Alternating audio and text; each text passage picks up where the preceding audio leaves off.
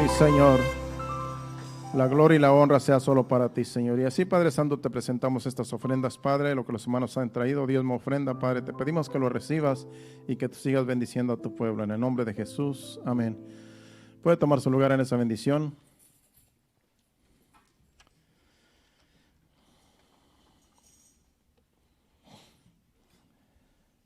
Y vamos a ir abriendo nuestras Biblias en el libro de Isaías, capítulo 1, versículo 9. La enseñanza tiene que ver con el remanente, con la iglesia, con un remanente pequeño. Y ese es el título.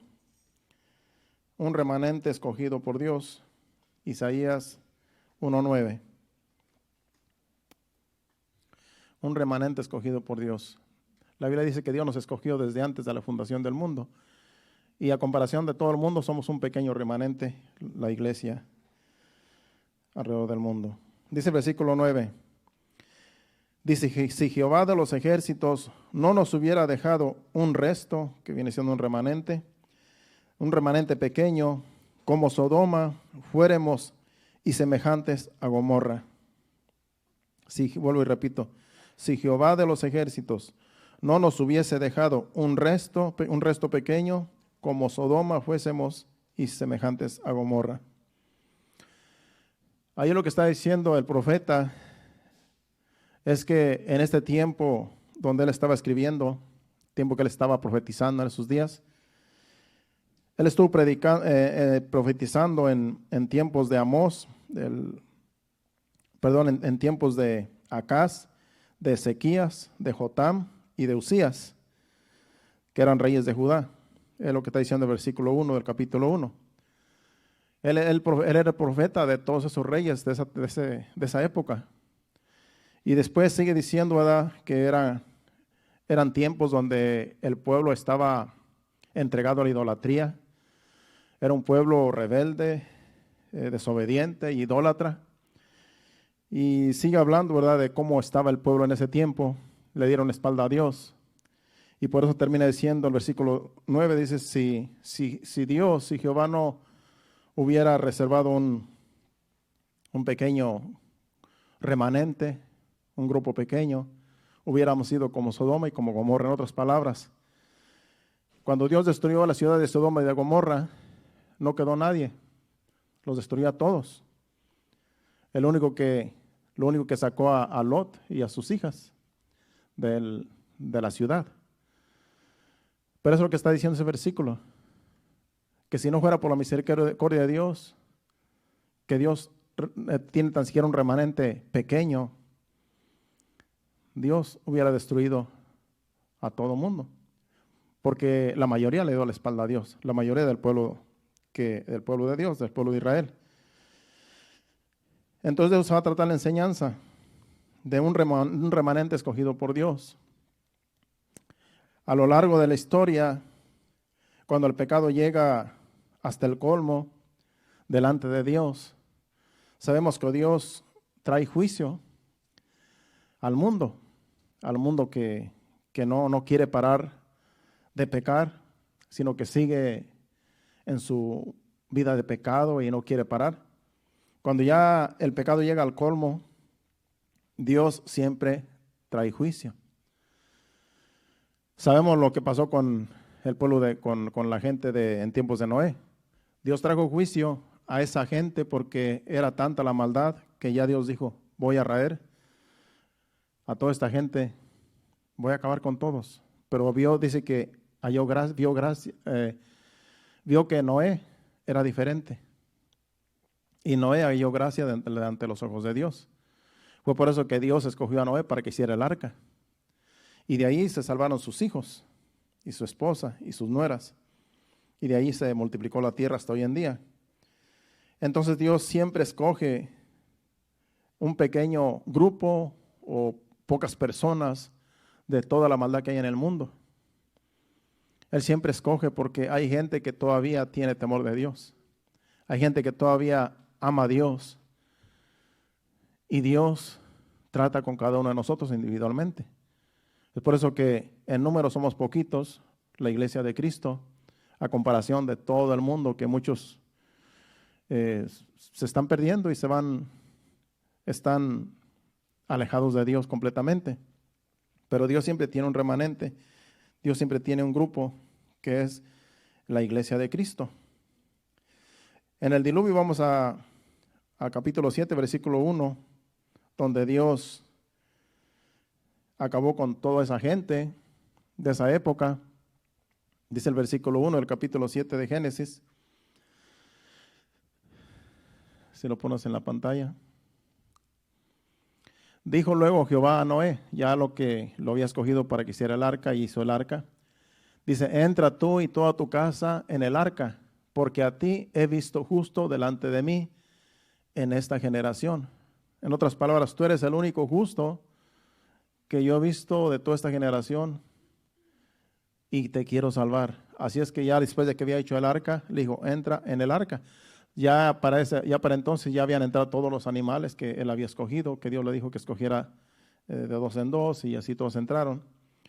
Entonces, si vamos al versículo 21 al 23, ahí es donde dice que no había quedado en la tierra ningún ser viviente. Versículo 21 al 23 de ese mismo capítulo 7 de Génesis. Ahí dice que todo murió, todo animal murió, toda persona murió, y solamente se salvó Noé y su familia. Dice, y murió toda carne que se mueve sobre la tierra, así de aves como de ganado, y de bestias, y de todo reptil que se arrastra sobre la tierra, y todo hombre. Dice, todo lo que tenía aliento de vida, de espíritu, de vida en sus narices, todo lo que había en la tierra murió. Así fue destruido todo ser que vivía sobre la faz de la tierra, desde el hombre hasta la bestia, los reptiles y las aves del cielo, y fueron raídos de la tierra, y quedó solamente Noé y los que con él estaban en el arca. Y dice que solamente fue Noé, su esposa, 3 hijos que tenía, las nueras, esposas de sus hijos, y eso fue todo lo que quedó de la generación humana. Todo murió. De ahí se multiplicó la tierra hasta hoy en día. Toda la gente que existe hoy en día en todo el mundo, todos venimos de Noé, de la descendencia de Noé, porque solamente quedaron ellos. Y hay personas que preguntan y dicen, bueno, ¿por qué si venimos de una descendencia, por qué hay gente de diferentes colores? ¿Verdad? Y ese es un misterio que nadie, hasta hoy en día nadie podemos, no he sabido que alguien diga, esto es así, y que alguien diga por qué hoy en día hay de toda clase de personas, si solamente venimos de una descendencia, de la descendencia de Noé. Es un misterio que no sabemos por qué somos diferentes colores de piel. Pero eso es lo que dice la Biblia. Y lo que dice la Biblia, todo es cierto. Así es que de Noé, de ahí se multiplicó la tierra de nuevo. Entonces vemos que Dios escogió a un hombre y a su familia para conservar la descendencia humana, porque había pensado acabar con todo, pero dice que Noé halló gracia ante sus ojos.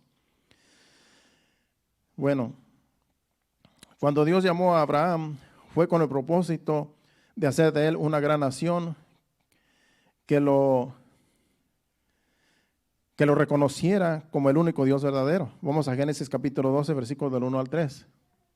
Sabemos que ese fue el propósito que Dios llamó a Abraham, para hacer de él una gran nación.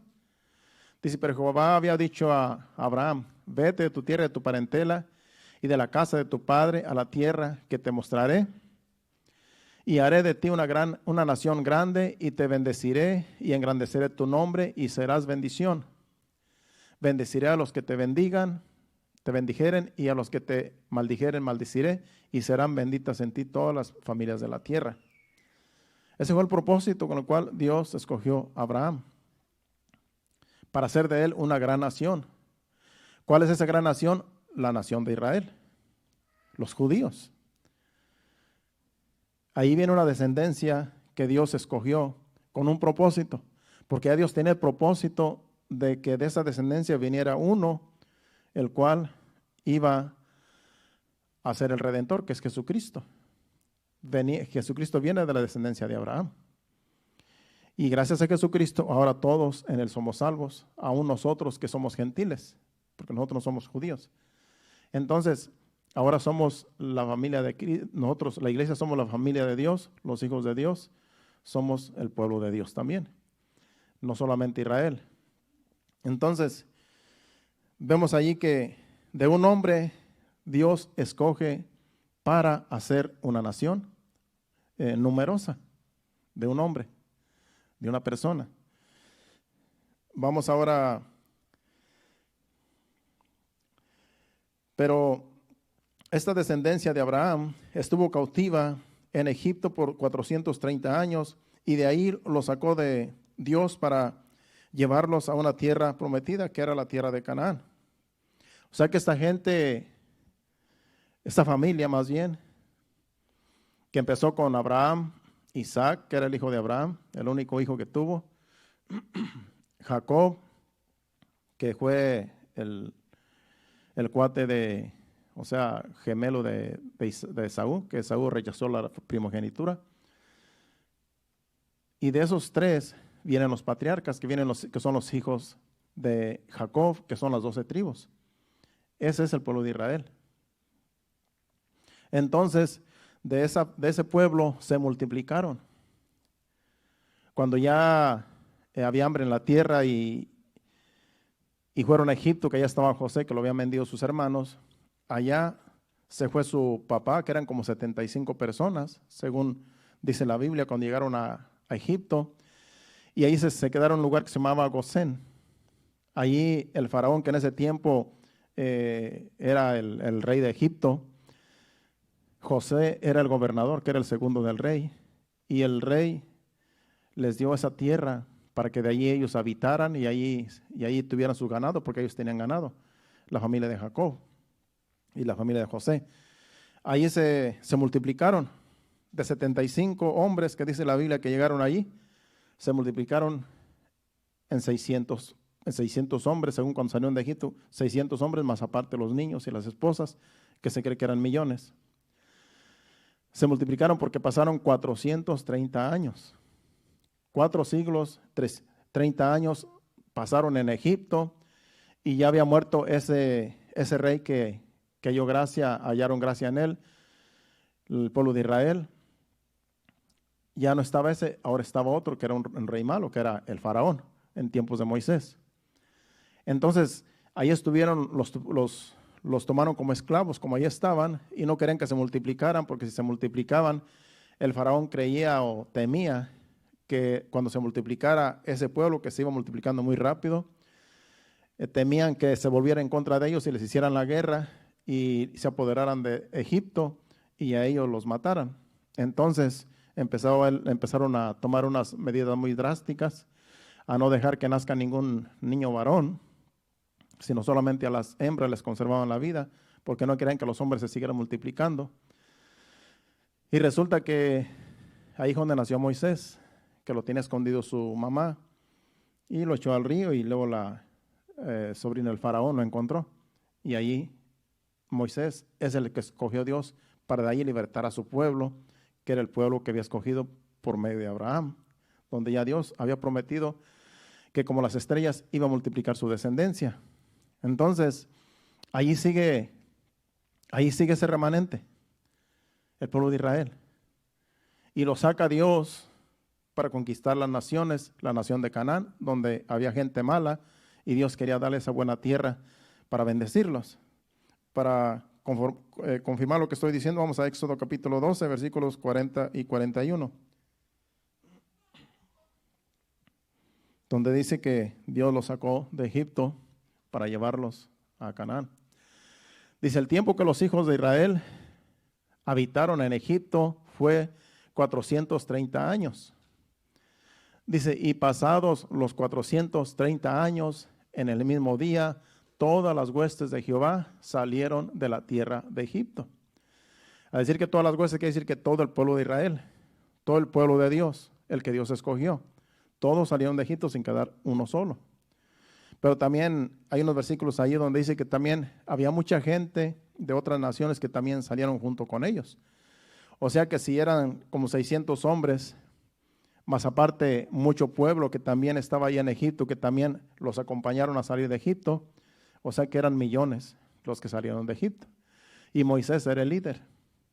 Moisés era el que Dios escogió para guiar a todo ese pueblo, de tal manera que pues era mucho pueblo para Moisés.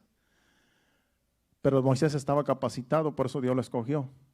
Pero con todo y eso, el pueblo se volvió rebelde, se volvió incrédulo, murmurador, y sabemos que todo el camino, todo el desierto, se la pasaba murmurando de Moisés. Y no le creían que los había sacado para bendecirlos, sino decían que los había sacado para matarlos de hambre en el desierto. Bueno, mientras estaban en el desierto, en ese camino largo, que en realidad no era tan largo, porque no era tan lejos, lo que pasa es que Dios los trajo a vuelta y vuelta para probarlos por 40 años. Mientras iban en ese desierto, Dios le dio a Moisés mandamientos y decretos, le dio la ley para adoctrinarlos, más que nada para que aprendieran a obedecer a Dios, de que Dios los había escogido porque eran una nación que iban a dar testimonio de que eran el pueblo de Dios y que ellos testificaran de que Dios era su Dios, Jehová de los ejércitos, para que las demás naciones entendieran, conocieran que hay un Dios que hizo los cielos y la tierra. En otras palabras, para que dieran testimonio de Él. Para eso los escogió. Entonces escogió a Moisés y le dio los mandamientos, las leyes, todo lo que tenían que obedecer, se lo dio a Moisés en tablas, escrito. Y vamos a Éxodo capítulo 19, versículo 1 al 6, donde ahí dice cómo Dios escogió y que tenían que obedecer la ley de Moisés, o sea, la ley que Dios le dio a Moisés, porque eran un pueblo especial. Dice, en el mes tercero de la salida de los hijos de Israel de la tierra de Egipto, en el mismo día llegaron al desierto de Sinaí, o sea que a los 3 meses. Dice, habían salido de Refidim y llegaron al desierto de Sinaí y acamparon en el desierto y acampó allí Israel delante del monte. Y Moisés subió a Dios y a Jehová, y Jehová lo llamó desde el monte diciendo, así dirás a la casa de Jacob y anunciarás a los hijos de Israel. Vosotros viste lo que hice a los egipcios y cómo os tomé sobre alas de águila y os he traído a mí. Ahora pues, si diereis oído a mi voz y guardareis mi pacto, vosotros seréis mi especial tesoro sobre todos los pueblos, porque mía es toda la tierra. Y vosotros me seréis un reino de sacerdotes y gente santa. Estas son las palabras que dirás a los hijos de Israel, le dijo Dios a Moisés. En otras palabras, este pueblo es un pueblo escogido. Es un pueblo de sacerdotes, de gente santa, porque Dios quería que de ese pueblo se multiplicara y que también dieran testimonio de Dios. Entonces por eso le dijo, diles que ellos son mi especial tesoro. Y yo los he escogido. Y tú los vas a enseñar. Tú los vas a adoctrinar con mi palabra. Ese es el propósito. De que el mundo supiera de que hay un Dios. De que hay un Dios verdadero. Porque el hombre hace sus dioses, hace sus ídolos y a todo le llama Dios. Todo lo que hace en sus manos le llaman que es un Dios y que hace milagros y que tiene poder. Y eso es pura mentira. Eso es puro engaño del diablo. Y eso ha sido de generación tras generación. Miles desde el principio ha sucedido eso. De que los hombres hacen dioses, hacen ídolos y los adoran y les piden como si fueran Dios. Y solamente hay un Dios. Dios, el que creó los cielos y la tierra, y todo lo que vemos fue creado por Dios, Jehová de los ejércitos, y está en la Biblia. O sea que la Biblia nos enseña quién es Dios. Y por medio de la Biblia es como nosotros conocemos a Dios y no podemos, y no hay quien nos engañe cuando nosotros estamos bien centrados en la Biblia. Porque si no leemos la Biblia, si no escudriñamos la palabra de Dios, podemos ser engañados aún conociendo quién es Dios. Porque ha sucedido. Ha habido personas que los han engañado creyendo en la ciencia, creyendo en que todo esto, de que no hay Dios, de que todo esto es natural, que todo lo que se mueve es por naturaleza, que existe y que no hay un creador, y le creen a la ciencia más que a la Biblia. Por eso tenemos que tener nosotros la palabra de Dios en nuestro corazón y siempre tener la Biblia, porque la Biblia nos enseña quién es Dios. La Biblia nunca miente. La Biblia es la palabra de Dios. Entonces no podemos dejarnos engañar. Pero sucede que si hay gente que ha sido engañada porque no se ponen firmes en la palabra de Dios, en lo que se nos ha enseñado, en lo que ya hemos creído. Entonces tenemos nosotros que seguirnos congregando, porque aquí Dios nos habla. Aquí Dios nos muestra quién es Dios en las enseñanzas, cuando nos reunimos, pero también en nuestra casa necesitamos leer la Biblia, porque Dios todavía sigue hablándonos en la casa. Cuando nosotros leemos la palabra de Dios, es Dios hablando a nuestros corazones. Así es que Dios siempre ha tenido un remanente, siempre ha tenido un grupo pequeño para mostrar su grandeza. Cuando Elías iba huyendo de Jezabel, sabemos la historia, y la semana pasada o la semana antepasada traje una enseñanza de Elías cuando iba huyendo de Jezabel. Y llegó a una cueva, donde en esa cueva, pues, se metió esa cueva y ahí Dios se manifestó. Pero antes de esa cueva, pues, nos quedamos solo otra vez en un versículo que es el versículo en Primera de Reyes, capítulo 19, versículo del 8 al 10. Creo que nos quedamos en el 8, donde esa vez hablamos de que un ángel se le apareció, estaba bajo de un árbol y ahí le dio una torta y comió y después le dijo, vete porque es largo camino terrestre. Dice, se levantó pues y caminó y bebió y fortaleció con aquella comida. Caminó 40 días y 40 noches hasta Horeb, el monte de Dios. Y el 9 dice, y ahí se metió en una cueva donde pasó la noche, y vino a él palabra de Jehová, el cual le dijo, ¿qué haces aquí, Elías? Y el 10 dice, él respondió, he sentido un vivo celo por Jehová, Dios de los ejércitos, porque los hijos de Israel han dejado tu pacto, han derribado tus altares y han matado a espada a tus profetas, y solo yo he quedado y me buscan para matar, para quitarme la vida. Él estaba huyendo porque Jezabel había prometido, que era la esposa de Acab, que le iba a quitar la cabeza. Y él estaba pensando de que solamente él quedaba. Por eso le dice aquí, he sentido un vivo celo por Dios, porque ya mataron a todos los profetas que te servían. Dice, y ahora me están buscando a mí para matarme también, que soy el único que queda. Él pensaba que era el único que quedaba. Él pensaba que ya no había más pueblo, porque todo el pueblo se había ido tras los Baales, tras los ídolos. Habían dejado a Dios. Y él por eso dice que sentía un vivo celo, porque todos se perdieron, todo el pueblo se perdió adorando ídolos.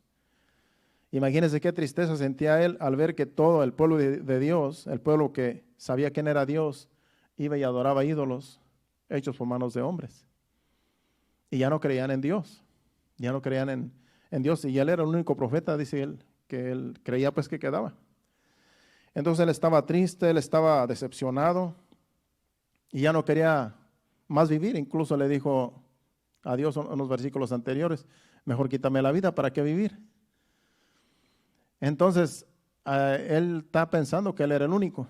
Pero ya en el versículo 18, Dios le dice que hay más pueblo. En el 18 dice, y Dios le dice, y yo haré que queden en Israel 7,000 cuyas rodillas no se doblaron ante Baal y cuyas bocas no lo besaron. hablando de un ídolo que se llamaba Baal.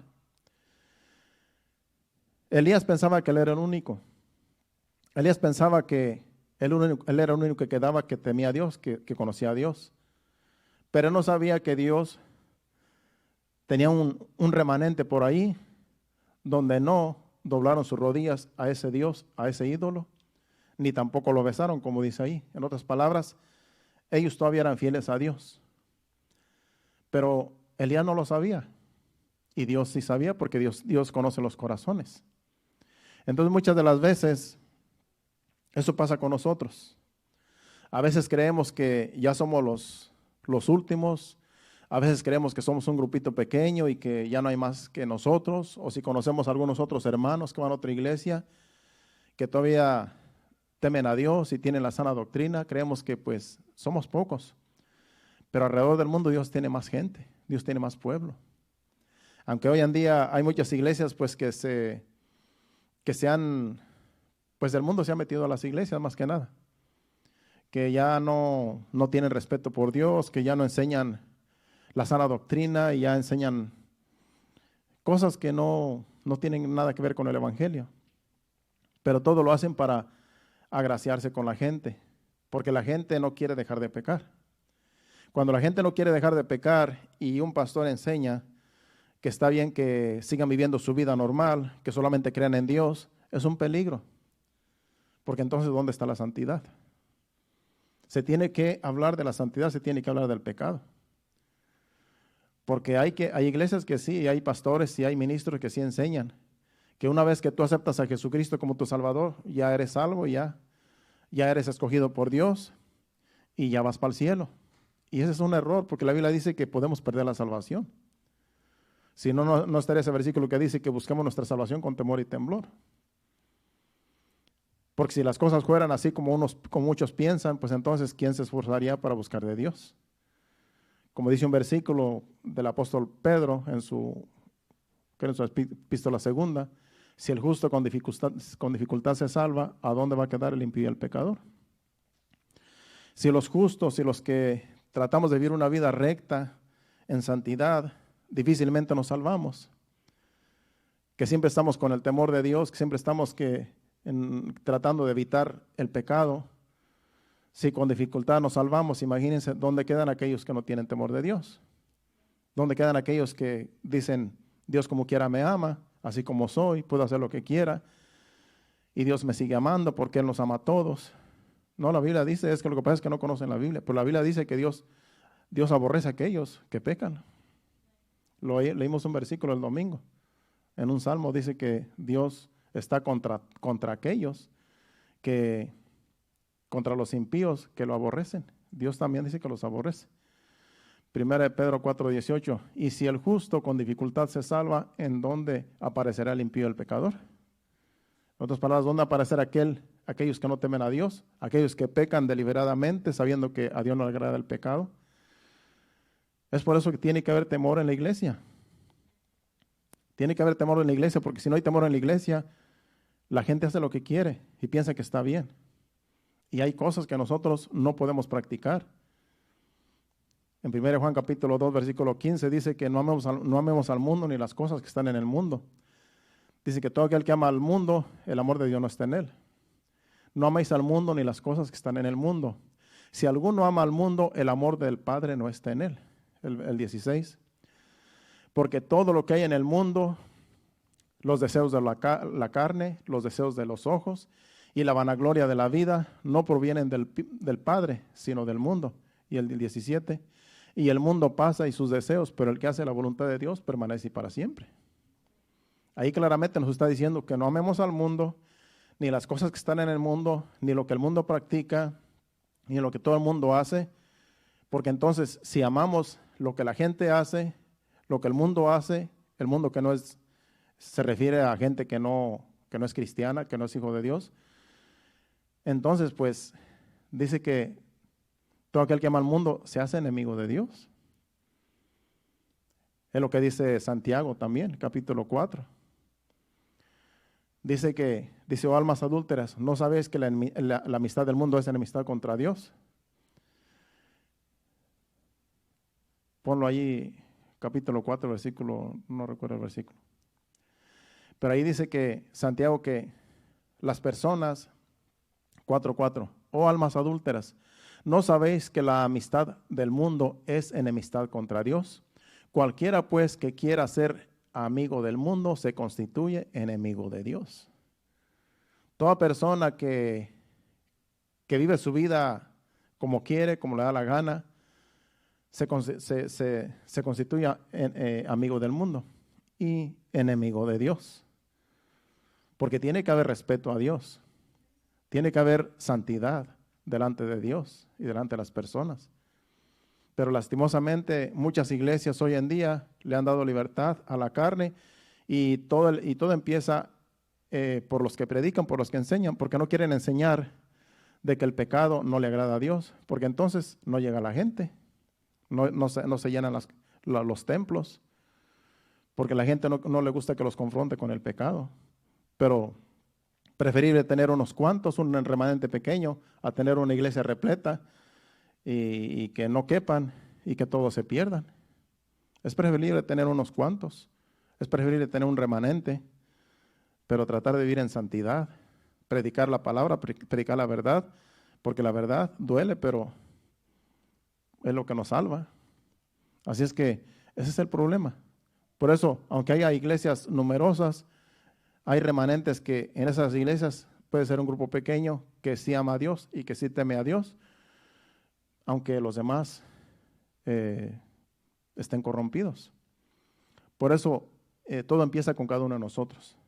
Todo empieza contigo, todo empieza conmigo, todo empieza individualmente con cada uno de nosotros. La relación que tengamos con Dios, eso es lo que cuenta. Y si alguien por allá quiere seguir pecando, pues que peque, pero pues nosotros vamos a evitar el pecado. Porque si no, ¿qué testimonio vamos a dar? Ya para ir culminando, vamos ahora, bueno, en Romanos capítulos 11, versículos del 2 al 4, ahorita habla también de lo que sucedió allá con Elías, que iba huyendo. También Romanos, hablando del apóstol Pablo, en Romanos capítulo 11, versículo 2 al 4, habla del remanente. Dice, no ha desechado Dios a su pueblo, al cual desde antes conoció. ¿O no sabéis que dice de Elías la Escritura, cómo invoca a Dios contra Israel diciendo, Señor, a tus profetas han dado muerte y tus altares han derribado y solo yo he quedado y procuran matarme? Lo mismo que está citando lo que sucedió allá en Primera de Reyes. Dice, pero ¿qué le dice la divina respuesta? O sea, ¿qué le dice Dios? Me he reservado 7,000 hombres que no han doblado la rodilla delante de Baal. Está citando lo que sucedió con Elías. Porque está hablando también de Israel, ahí el libro de Romanos, del remanente. Bueno, solamente para apoyar la escritura, la cita de Primera de Reyes. En esta dispensación de la gracia en la cual estamos como iglesia, somos ahora el pueblo de Dios y estamos esperando a Jesucristo, nuestro Señor y Salvador, que va a venir a llevar a su pueblo, que es la iglesia. Estamos esperando su venida. Y comparado con todo el mundo, pues somos pequeños, somos pequeño grupo. Somos un grupo pequeño.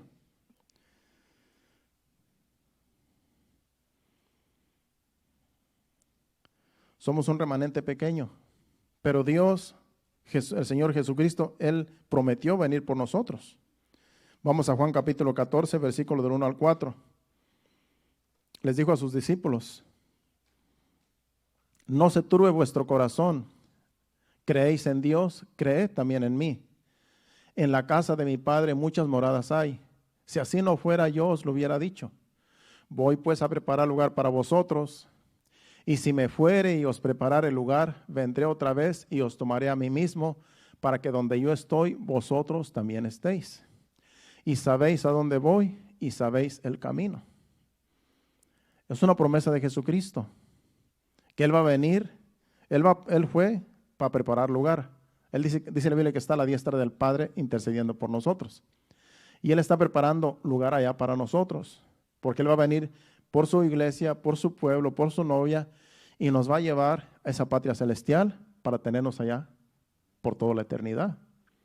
Y somos un grupo pequeño.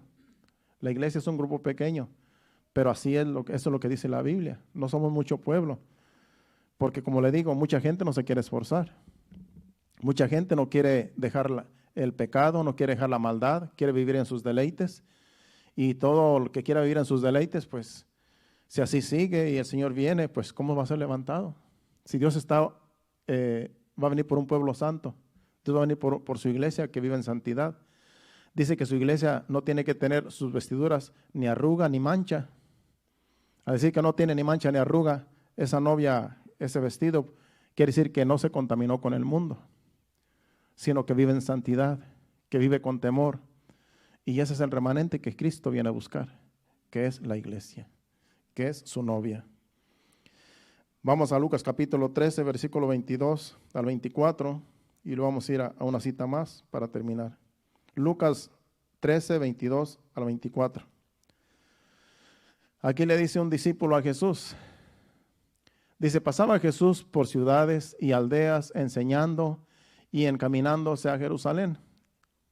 Y alguien le dijo, Señor, son pocos los que se salvan. Y él les dijo, esforzaos a entrar por la puerta angosta, porque os digo que muchos procurarán entrar y no podrán. Esta persona, este discípulo, le dijo, son pocos los que se salvan. Porque él se dio cuenta que había muy pocos que seguían a Jesús. Ya las multitudes que al principio lo seguían, lo dejaron por lo que les dijo. Que él era el pan y que el que no comiera su carne y bebiera su sangre, no iban a entrar al reino de Dios. Y muchos lo dejaron de seguir. Por eso le dijeron, ya hay pocos los que te siguen, son pocos los que entran, son pocos los que viven en santidad. Y dice Jesucristo, pues esfuérzanos a entrar, porque de esos pocos que quedan, puede ser que algunos todavía no entren, porque había pocos en número. Y dice, pues esfuérzanos a entrar. En otras palabras, se requiere un esfuerzo. La salvación es gratuita. Jesucristo pagó el precio, ya Él nos salvó. Somos libres del pecado, pero ahora nos toca a nosotros esforzarnos para entrar al reino. Y no podemos entrar con las obras de la carne, sucios del pecado, no podemos entrar al reino de Dios. Si ya nacimos de nuevo en Cristo Jesús, ahora nos toca vivir en santidad, apartados para Dios, separados del mundo, no compartir con las cosas mundanas que el mundo ofrece y que el pecado ofrece, sino que nos abstengamos de pecar para poder vivir en santidad y poder ser levantados. Ese es el remanente que Cristo viene a buscar. Esa es la iglesia.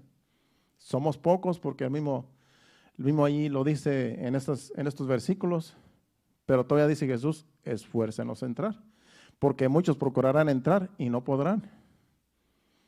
O sea que puede ser que haya un número pequeño que todavía se les va a hacer difícil entrar, aunque ya sean escogidos, porque se requiere un esfuerzo.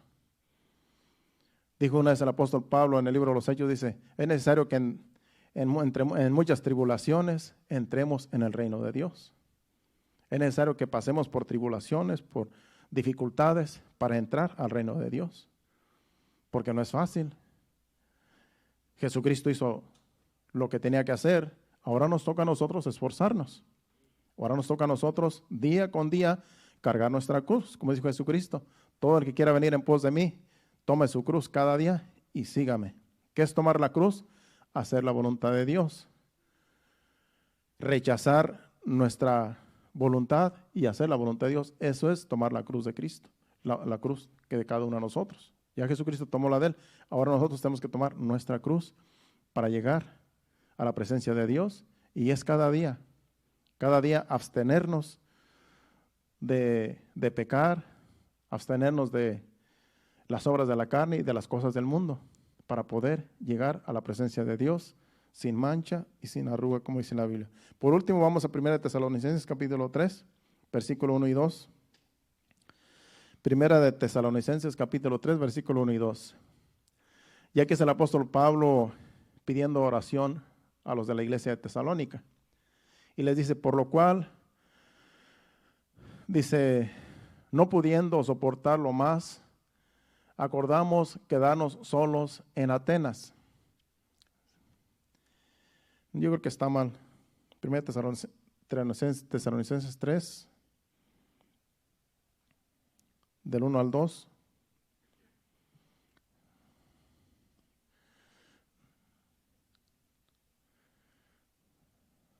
Yo creo que es otra cita. Bueno, él no sé si la puedes buscar ahí, a lo mejor es otro capítulo, a lo mejor como no me fijé bien. Pero les dice el apóstol Pablo a la iglesia, les pide oración, dice, oren por nosotros, dice, para que seamos librados de hombres malos y perversos. Dice, porque no es de todos la fe. Tiene que ser otro capítulo. Por lo demás, hermanos, orar por nosotros para que la palabra de Dios, sí, ese es versículo 1, entonces yo me equivoqué. 1 Tesalonicenses 3, del 1 y 2. Dice, por lo demás, hermanos, orad por nosotros para que la palabra del Señor corra y sea glorificada, así como lo fue entre vosotros. Y el 2 dice, y para que seamos librados de hombres perversos y malos, porque no es de todos la fe. Al decir que no es de todos la fe, está hablando que no es de todos el evangelio, que la salvación es para todos, pero no todos reciben la salvación. En otras palabras, aquí dice que oren por ellos para que sean librados de hombres perversos y malos, porque no todos aceptan el evangelio. Aquí la fe, él se refiere al evangelio, no es de todos el evangelio, porque no todos reciben el evangelio. Y los que no reciben el evangelio y lo rechazan, vienen a ser enemigos de aquellos que sí lo reciben. Así es. Una persona que no recibe el evangelio, una persona que rechaza el evangelio, se vuelve enemiga de Dios y enemiga de aquellos que sí reciben el evangelio. Por eso cuando en una comunidad se predica el evangelio y en esa comunidad nadie conoce del evangelio, conocen a lo mejor alguna religión que se les enseña, y son celosos de su religión. Y cuando viene el evangelio a esa pequeña comunidad y algunos se convierten, algunos dejan la vida mundana, los que no quieren aceptar el evangelio se vuelven enemigos de ellos y les hacen la vida imposible y los maltratan y se burlan. ¿Por qué? Porque no es de todos la fe, porque no todos reciben el evangelio. Es lo que está diciendo ese versículo. Y hay gente mala y perversa cuando no quieren recibir todos el evangelio. Eso es lo que sucedió allá donde yo nací, de donde yo soy. El evangelio llegó por allá en los años 60, a lo mejor cuando yo apenas estaba pequeño. Yo no me di cuenta que llegó el evangelio allá, hasta después me contaron los hermanos.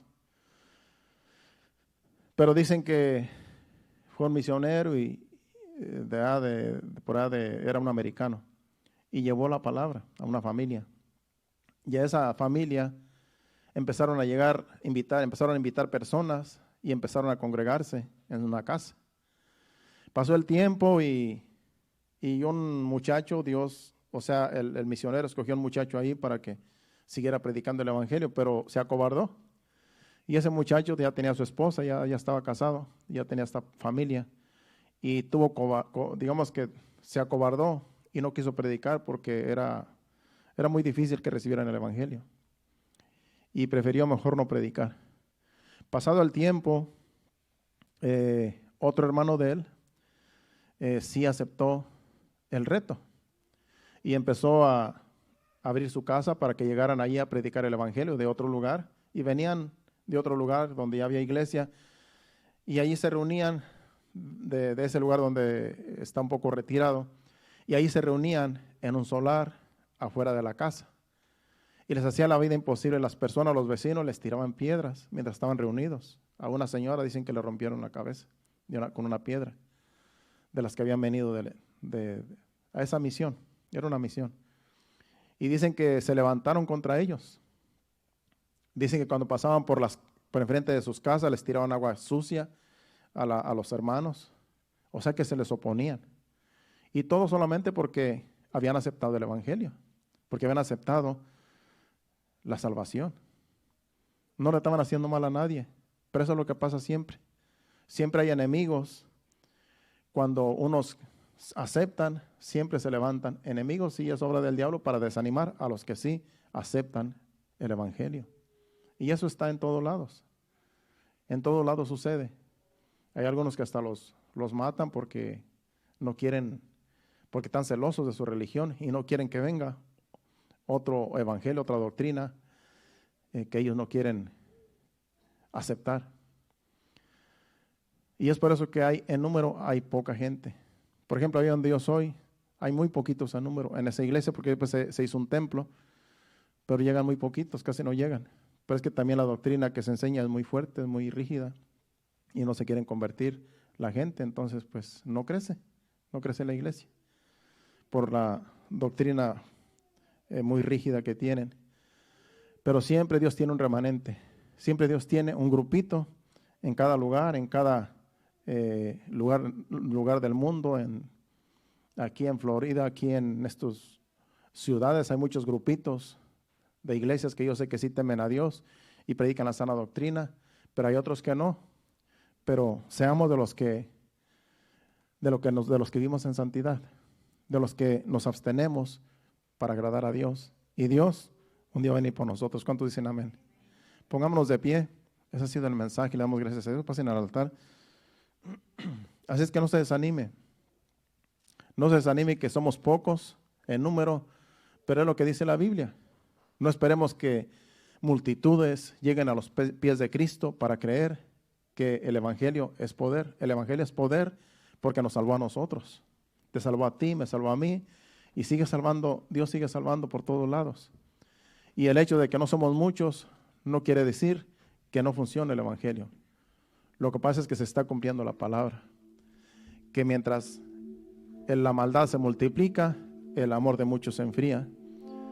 Pero por eso nos debemos de animar los unos a los otros y no debemos de dejar de congregarnos, porque cuando una persona se deja de congregar, el enemigo se aprovecha y ya después le cree más al mundo y lo que el mundo ofrece le llama más la atención que lo que es vivir en santidad. Incline su rostro, vamos a darle gracias a Dios y adoremos a Dios con este canto. Gracias, Señor. Te adoramos, Señor. Yo quiero ser más como tú, ver la vida como tú, Señor, saturarme de tu espíritu y reflejar al mundo tu amor. Quiero ser más como tú, ver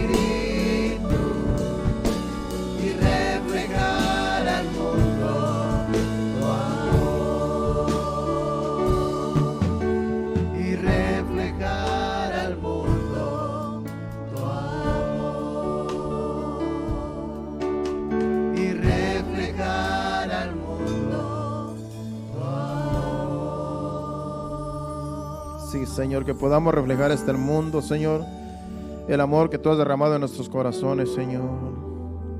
Queremos ser más como tú, Señor. Queremos parecernos más a ti cada día, Señor.